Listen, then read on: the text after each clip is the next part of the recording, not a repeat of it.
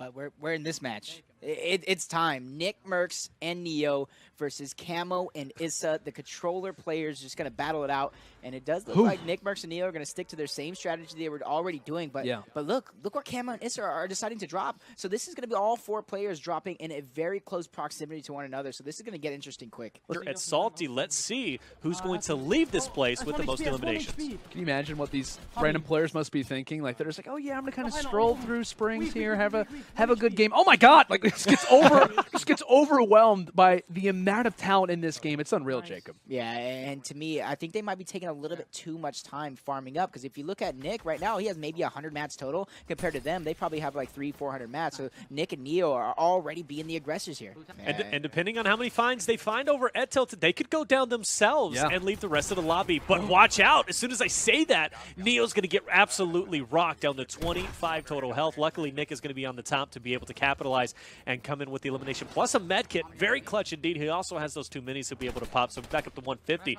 Meanwhile, Nick, though, he's going big. He's got to provide some great defensive cover, and he is looking like he is doing just that. So Nick and Neo already setting the tone, setting the pace. But, you know, didn't really see Camo and Issa get both of those kills. We saw them get 1 in the beginning, so they did get 2, so it was 2 to 3 right now. But Nick, Neo picking up 2 more kills, so Camo and Issa need to start being the aggressors, being aggressive. But then I say that Neo Rouge gets taken out, so this is an opportunity for the Ghost Boys to make some noise. Nick Mercs needs to go big, needs to be clutch, and it looks as if he will land one of the initial shots. Also ends up clearing them out with the stink bomb, but still more work to do. You hear the call out coming in from now having to play a little bit of the Turtle Wars here, Taylor. And this is where Nick is going to strive. We know that he loves that ground game. He can build with the best of them, but he can also play the ground game as well. Where did he get that experience from? Obviously playing Tilted so much where you don't have the most mats, so you have to know how to navigate through and the time here. I'm surprised he hasn't even tried to use the GLL yet. And so it's like he has an opportunity. Oh, no! Gets taken out quick. Nick Mercs, he's going to drop. He's trying a little bit too hard to get the card before the timer runs out, and that's where it gets tricky. That's where you got to decide, am I going to go and commit? It is up to Ghost Gaming to pretty much get back in this game, maybe take a little bit of an advantage using at least the baller off the start to take quite a bit of that HP. And it looks as if currently possessing that low ground, trying to watch over for his teammates. So in separate fights, decides to go and utilize the Rift to go, it seemed, as we were on his perspective for the time. Camo decides to go and waterfall himself down, trying to take out the John Wick, and there's the first knock of this fight. And something that I do want to point out that we haven't mentioned as of yet, right? With Camo being from Germany, Issa being from Switzerland, look at their ping. Yeah. Right around, what, 3 or 4? You can only imagine that we are currently on their server, which means Nick, Mercs, and Neo, despite going down, finished with 7 eliminations off host, which means next game we're going into Nick, Mercs, and Neo's host. And obviously that's going to pan off a lot better. So the fact that they managed to at least get as many eliminations as possible, depending on how Camo and Issa, if they can't capitalize here and come into the next game with a lot of eliminations, they're already going to be at a disadvantage because they're going to have a massive amount of ping, maybe around 80, 90. Yep, so great plays so far by Camo and Issa. They know they have the advantage here. They got the bonus kills coming in their favor. They have a lead to chop down Nick. Neo, it was 7-2, but with these kills, it's going to be a lot closer than that. Something we kind of all predicted here. It was going to be a close matchup because all of these guys are super slayers in my mind. We talk about the amount of elimination potential that could be there. Taking a lot of HP loss from the stink bomb, has to fade back as Issa. It looks as if Camo actually ends up going down, so this is a big moment. They really wanted to try and get back up in the elimination game. That's a huge opportunity for him. It's a moral victory. If I'm the team that's putting pressure on, I'm not staying up in my fort. I'm pushing that opponent because I do not want him to get the revive, but luckily he gets away with it. But watch out, that's only 1 stink that comes through. He's down to 13 health. 3 ticks of a stink, and he is gone. This is a big opportunity for him. You see another one coming through. Luckily, player White gets the knock. He needs to go for the full elimination just in case both of the players go down. Plus, he needs mats. And with that elim, how many mats does he get out of it? Ooh, nice shots. I'll take that. Nice shots by Issa. That's about 200 damage in 3 shots. First one was a haymaker. Drops the campfire, trying to get back up to 100 HP because Issa has to go big in this situation. He can get the res if he so decides, but he's got a player battling him out inside the storm, and that player is going to drop, and he'll easily be able to break. I do believe, yeah, he's going to have that launch pad. He'll be able to get out. And that last sequence pretty much utilizes all the HP that he has available to him. And as we take a look at that scoreboard, 13-7, we were talking about it. It was a very slow moment for them earlier on. And it looked as if they weren't going to survive. They do that, and they're hanging on. Clutch has been the story of this game for Ghost Gaming, and it looks as if right now it's going to be Isa cleaning up at least one, maybe even the second as well. And dominating from the skies, this combat shotty has never looked so good, especially in a controller's hands. I love seeing stuff like this, but still possessing high ground advantage. Notice that there are still more players here, but this guy's already reached double digits. Can he do even more damage? Instantly getting damage and pushing his opponent back, pushes up early and easily gets to Elam. Even in this situation, honestly, his mind is working so incredibly fast, and this is where those turtle wars in the World Cup really come in handy. Possessing high ground advantage, it looks as if that probably will be the case. Drum gun coming in and already doing at least a little bit of that beginning damage, going for the wall edit most likely, trying to grab it himself, and yes, it's grabbed, and this player is all but done. Little Red Riding Hood is falling, and now that is going to be the 12th elimination for Isa, waving signs, and this is a sign that they're probably going to look pretty decent when it comes down to the... Mercs and Neil, they got to get on the move. They need to get into Salty and get these eliminations. Yep, I agree 100%. It does look like they're already starting off hot. Issa getting a kill, Camo getting a couple as well.